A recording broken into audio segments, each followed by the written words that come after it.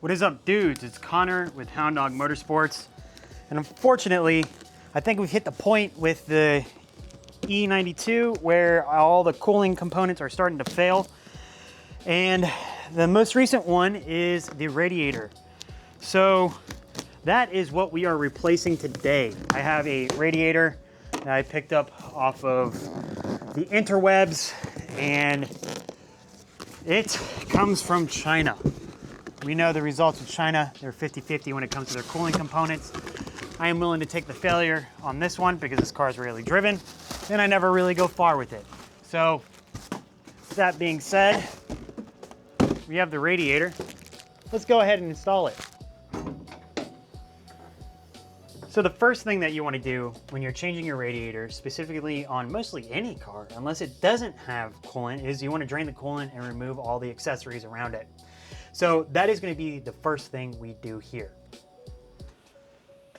On this specific car, my E92, I have a sweet quality of life feature known as the quick disconnect fan. And by that, I mean that the hinges on the fan have broken off. Besides the one that keep it relatively straight in, and that means I can just pull it out like this. Normally there will be bolts on each side, I believe, that hold it in on the top here and here. I do not have those, so it's just easy to quick and pull out. Normally those would be held in with like a T27, so a Torx 27, but I do not know, since it's been a while since I've done one that has that stuff in it. So the next step is to remove the upper radiator hose. Looking at the hose here, you can see the limp-wristed fix that I did in order to get it home. It obviously has been epoxied, RTV'd, and wrapped in electrical tape to fix a coolant leak, not RTV, but a coolant leak that I had. It got me home, and I can't complain. And the car's been parked since. It's been a few days, so I'm happy to not see that on my car anymore. So once you have your fan out, the first thing you need to do is drain all the coolant before you separate any of the hoses. It prevents spills, it prevents drains, and so on and so forth. I have a rug underneath my car, which helps me with the drainage of whatever it may be, but I want to minimize that as much as possible and hopefully recapture this coolant. So I'm going to jack it up and I'm going to show you guys where to drain it. When you drain your coolant, you have two options. You can drain it through the lower radiator hose, which is the way I'll probably do it. It is the sloppiest way, but it is the easiest way. Or you can drain it through the drain plug back here. You can lightly see it. It is blue. You will have to unscrew it and it just drains out. That is the correct way of doing it, but most stuff, not every time I've done it, I've had to remove or relocate front mount intercooler, and I really do not feel like doing that and making my life more difficult than what it needs to be. I'll do it the sloppy way. Now, with my makeshift drain pan in place, I'm going to pull that bottom hose with a simple tug with my right angle pick. Now I'm going to go up top and pull the hose all the way out and inevitably spill a ton of fluid on the ground. Here you can see that it is still draining, and it's going to be a while. But while that's draining, you can work on other things. So while we are up top, we can remove the upper radiator hose that I just replaced conveniently enough from service. Pulling it back just a little bit, and it looks like I might be able to get away with not having to disconnect the bottom.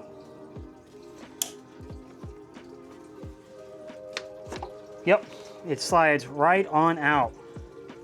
So the next part that you will want to remove is a T25 that sits right here. There's one on both sides. I'll do this side now and then show you guys the other side.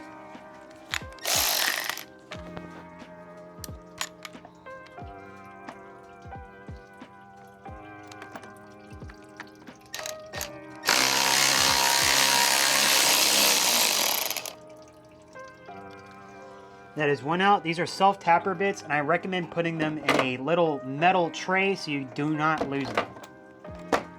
The other T25 is sitting right here, and that is just a simple removal the same way that I did the other side.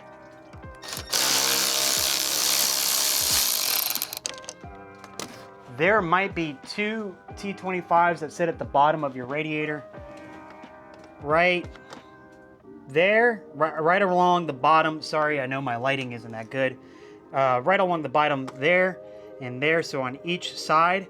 But in my case, I do not have them, which leads me to believe that this radiator has been removed before, which is a-okay with me because it's being replaced. And you remove those two and you pull them out. In my case, I do not have it, like I said. So now I'm ready to just pull it straight on out. So in this case, I like to take a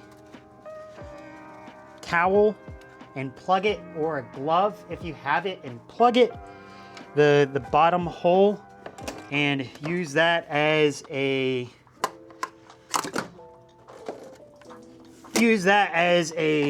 stop gap, or at this point, I like to take a towel and plug the bottom lower radiator hose connection. That is because I like to make sure that I don't drain as much, and then I also do the top, and I'll show you guys how. Take a towel, fold it in half, fold it again, and just stick it right on in there. And since this is a used radiator, you don't really have to worry about jamming it or clogging it or getting filter or unfiltered stuff in there. And now it is ready to pull. Should come out just like this. Boom, it's out. With the radiator out, I'm going to compare and contrast it to the new one I ordered to make sure it's a one-for-one fit and I don't get all the way installed and be like, oh my God, this doesn't fit. So I'm just going to check the connection points and stuff, and then we're also going to see the point of failure on mine. So coming down and looking at mine, you can see where it failed right along the gap. Where the hose meets the actual radiator and where I had to fix it in order to get home, because it had a slight pinhole leak and I was not about to risk my car with a pinhole leak, so I used some epoxy first, then RTV, and then electrical tape to try and cover up that pinhole. It worked just enough to get me home, which I am not complaining about. I never saw temperatures above 229, which isn't bad, and then once the thermostat opened, it dropped down to 208 to 216, which is great and amazing. So with this out, let's compare it to the other one that we got. Usually these radiators have cardboard protecting the fins during transit. Unfortunately, it does not look like this one has one. So it will make install not difficult, but a little bit less convenient. Get this out of the packaging.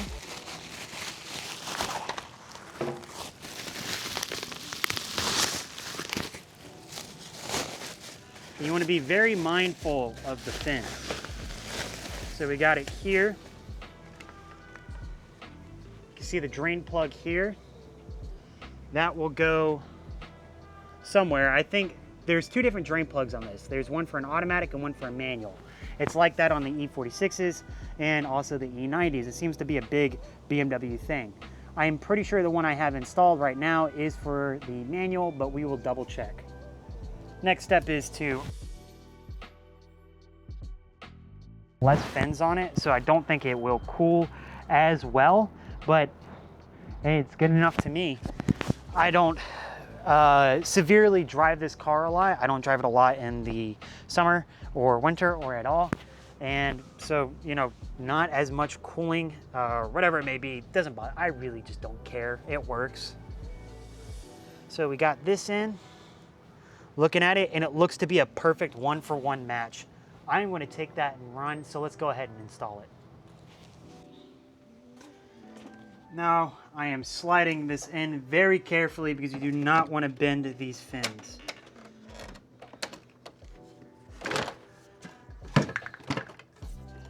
And remember, this is just the reverse of installation, so it should be pretty easy to go from here. Because you've already taken it out, you just got to put it back in.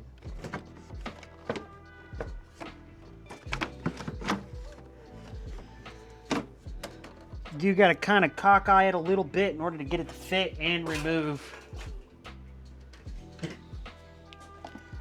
the extra plug they provided depending on your transmission. Now remember, if you have an automatic transmission, you're going to get the longer plug. If you have a manual transmission, you're going to get the shorter plug. I believe it's the same way on the E46s. And so it is the same way, of course, for the E92s. Just sliding it in.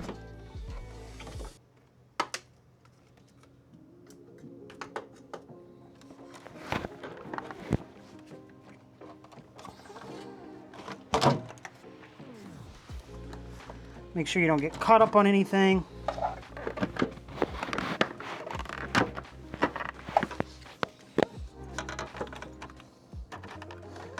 And line up your holes.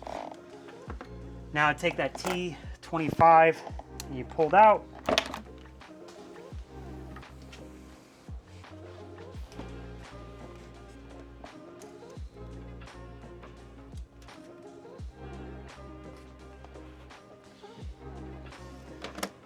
Now you want to take that T25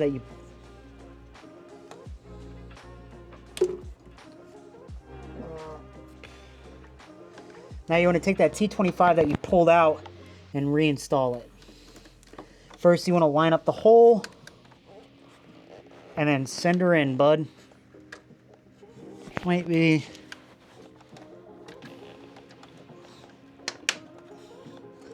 a little easier said than done.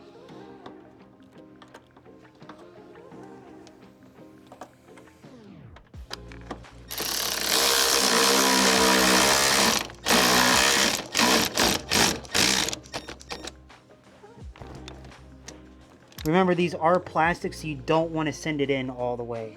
You don't want to, like, go super hard. Because if you do send it super hard and you go ugga dugga instead of, hey, that feels tight enough, you will snap that plastic and you will be having a lot more problems. Now with that installed, you want to go ahead and reconnect your upper coolant hose. When you do this, normally you want to replace your O-rings, but I did not have the foresight for that, so I am not doing it. Getting it in there may be a little bit of a hassle, but it slides right on in eventually. There you go. I had to cockeye mine a little bit. Slide it all the way in. Connect it on, ensure that it has a snug fit, and then move down to the lower one. The lower one is a bit of a pain to access. First, of course, you want to make sure you remove the cap. So I have the cap off, and you can swap these over to your old radiator so you know that you're not going to leak anything, which is what I'll do. But first, I'm going to drop it on the ground, and then I'm going to grab my radiator hose, pull back the pin,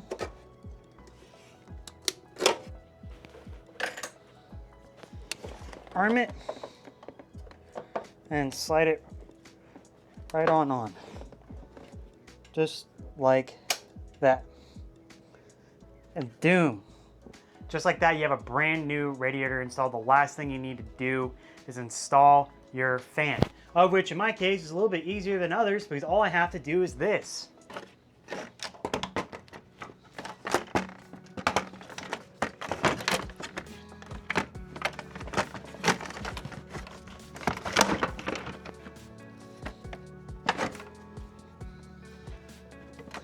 Make sure it snags on the fins.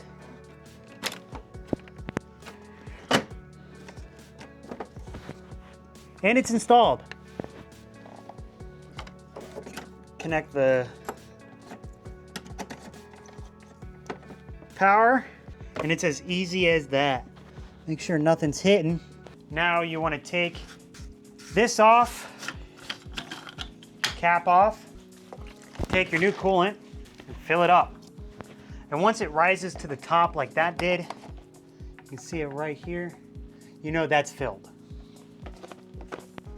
Now with the car filled up with coolant, you can take it off the jack stands. Now with the car off the jack stands, you need to bleed this coolant system. And that's as simple as going inside, stepping on the gas for about 10 seconds until you start hearing it cycle. I'll show you guys how to right now. Got my keys in hand.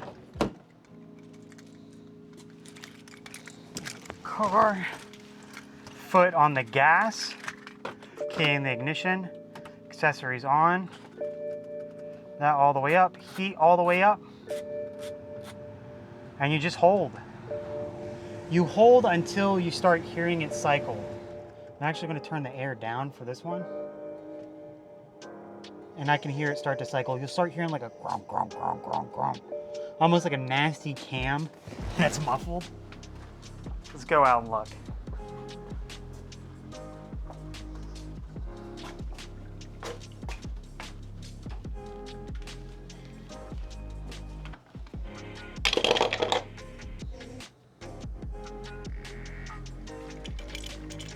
There it is. Look at all that air.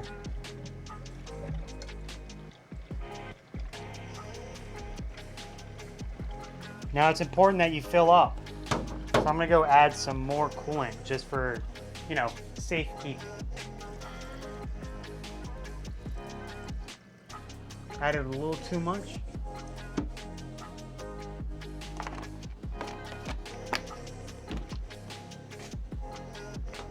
Once the system is done cooling and you can hear it, you want to take your cap, screw it on, nice and tight. Then you want to get in your car, idle it for at least 30 minutes, drive it around the neighborhood and make sure that there's no leaks. That is a very important step, because if you go straight to driving it and you see that and you find out that it's leaking the hard way, which is overheating and maybe even blowing your motor, that's the worst time to find out.